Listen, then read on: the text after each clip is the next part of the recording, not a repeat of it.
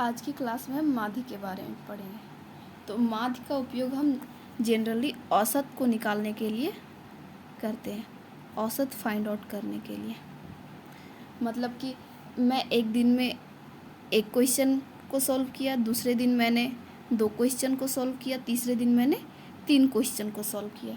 तो अगर हम इसका एवरेज निकालें कि मैं एक दिन में कितने क्वेश्चन सॉल्व करती हूँ, इसका मुझे एवरेज निकालना है। तो जो हमने एक दिन में 1 किया, दूसरे दिन मैंने 2 किया, तीसरे दिन मैंने 3 किया, डिवाइडेड मैंने कितने दिन किया, तो 3 दिन। तो 3 दू 5 और 1 6 बटे 3, 3 दूनी 6। तो जो मेरा एवरेज है क्वेश्चन को सोल्व करने का, वो है एक दिन में मैंने 2 क्वेश्चन सॉल्व किया। तो इसके लिए हम सबसे पहले मीन को अनग्रुप डेटा में फाइंड आउट करना सीखेंगे। अनग्रुप डेटा जिसमें हमें फ्रीक्वेंसी ना दे रखी हो, तो इसका फॉर्मूला होता है सम ऑफ ऑल ऑब्जर्वेशन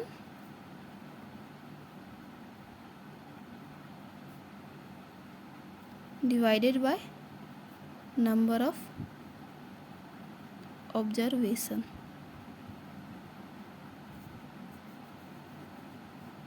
मतलब कि जो हमें आंकड़े दे रखे हैं, आंकड़ों का योग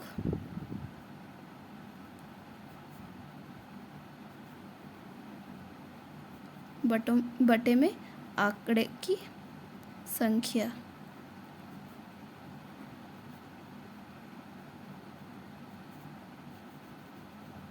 ये हमारा अनग्रुप डेटा के लिए मीन का फॉर्मूला होता है। अगर इसे हम एग्जाम्पल से समझेंगे तो ये हमें और ज़्यादा क्लियर होगा। जैसे मैंने एग्जाम्पल लिया है 1 2 4 5 6। हमें इसका मीन निकालना है। क्वेश्चन में दे रखा है कि निम्नलिखित आंकड़ों का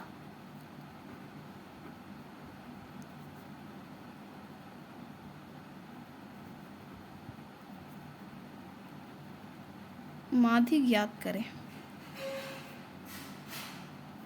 तो हमने पढ़ा माध्य का फॉर्मूला अनग्रुप डेटा के लिए। तो हम इसमें देख सकते हैं कि इसमें हमें फ्रीक्वेंसी नहीं दे रखा है, सिर्फ हमें डेटा दे रखा है 1 2 4 5 6। तो हम इसका मीन निकालेंगे। तो देखिए हमने मीन का जो फॉर्मूला पढ़ा है वो सम ऑफ ऑल ऑब्जर्वेशन। हमारा जो जितना भी ऑब्जर्वेशन है उसको पहले हम सम करेंगे, मतलब कि जोड़ करेंगे। तो हमारा 1 + 2 + 4 + 5 + 6 बटे में हमारा ऑब्जर्वेशन कितना है, मतलब आंकड़ों की संख्या कुल कितनी है। तो 1 2 3 4 5।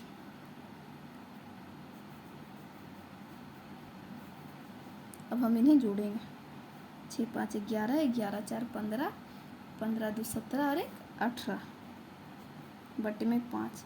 अब अगर हम 5 से 18 को डिवाइड करेंगे तो 5 तिया 15, 3 बचा, 5 छके 30। तो हमारा कितना आ गया मीन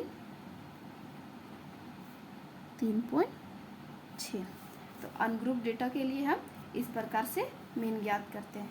अब हम ग्रुप डेटा के लिए पढ़ेंगे।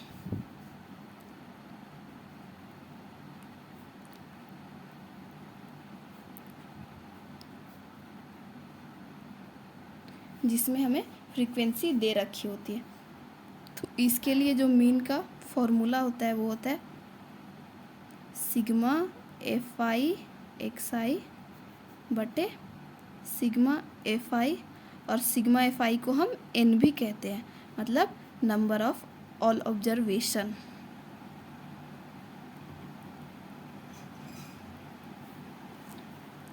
जहाँ पे सिग्मा का मतलब होता है जोड़ना, योग करना,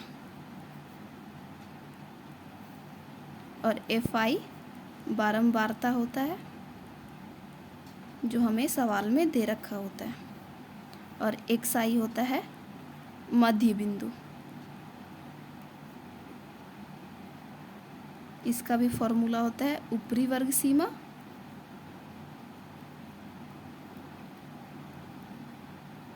प्लस निचली वर्ग सीमा।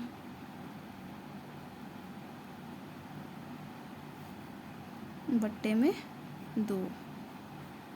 अब हम इसका भी अगर एक क्वेश्चन कर ले तो ये हमें ज़्यादा क्लियर हो जाएगा। तो हम कोई भी डेटा लेते हैं,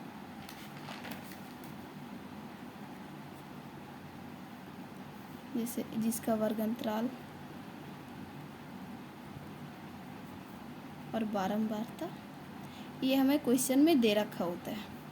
जिस भी क्वेश्चन, अगर क्वेश्चन ग्रुप डेटा में है और उसका हमें माध्य ज्ञात करना है तो ये हमें क्वेश्चन में दे ही रखा होता है।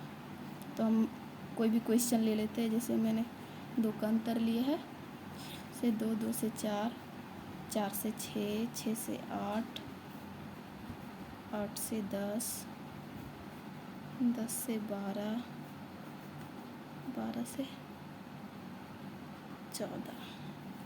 इसका बारंबारता मैंने 1 ले लिया, इसका 2, इसका 1, इसका 5, इसका 6, इसका 2 और इसका 3। अब हम इसको निम्नलिखित आंकड़ों का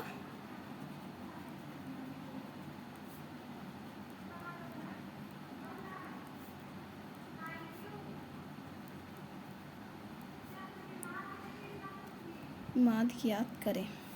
ये हमें माध्य याद करना है निम्नलिखित आंकड़ों का।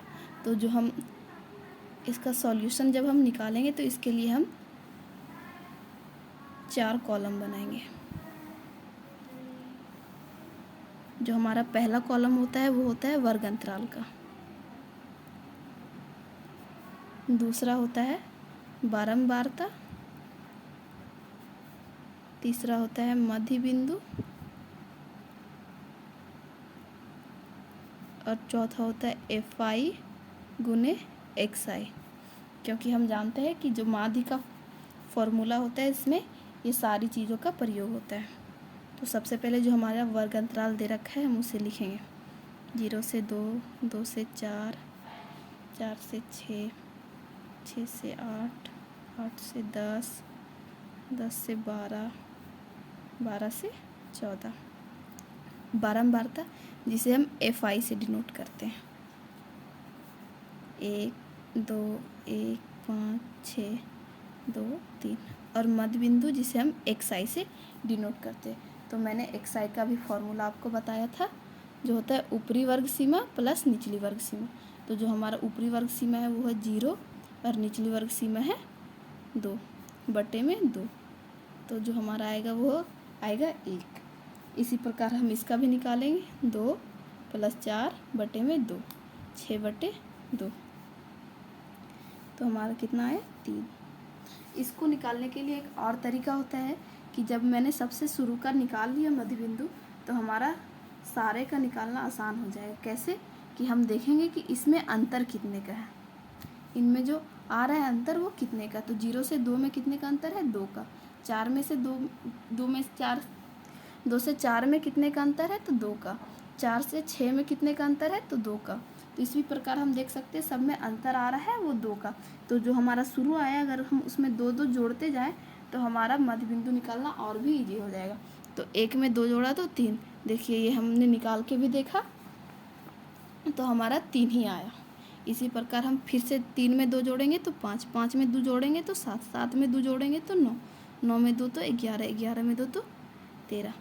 अब आते हैं हम FI गुने XI। ये भी हमारा फॉर्मूला में यूज होता है।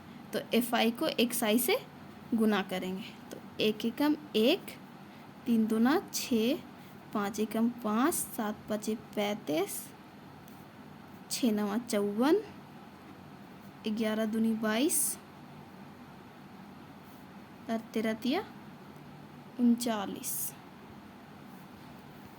अब हम FI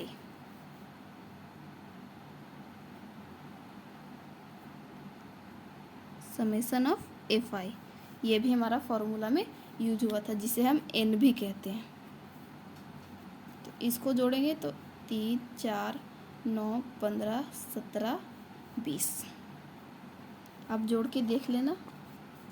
अब हमें सिग्मा एफ आई और एक्स आई की ज़रूरत है, क्योंकि मैंने sigma F I find out कर लिया और हमें सिर्फ दो ही चीज़ों की आवश्यकता होती है, सिग्मा एफ आई एक्स आई और सिग्मा एफ आई या एन। अब हम इसे जोड़ेंगे, तो इसे जोड़ने के बाद देखेंगे हम कितना आता है। तो इसको जोड़ने के बाद 162 आता है, आप जोड़ के देख लेना। अब हम माध्य का फॉर्मूला लगाएंगे। तो जो माध्य का फॉर्मूला होता है वो होता है सिग्मा एफ आई एक्स आई बटे में सिग्मा एफ आई। तो हमने सारा चीज़ निकाल रखा है, सिग्मा एफ आई एक्स आई 162 और सिग्मा एफ आई 20। अगर हम नीचे एक जीरो काटते हैं तो एक संख्या के पहले पॉइंट लगता है। 2 8 16, 2 1 2, भागा करने पर 8.1 आ रहा है। तो जो हमारा माध्य निकल के आया वो आया 8.1। आई होप आप लोगों को समझ में आया होगा। Thanks for watching.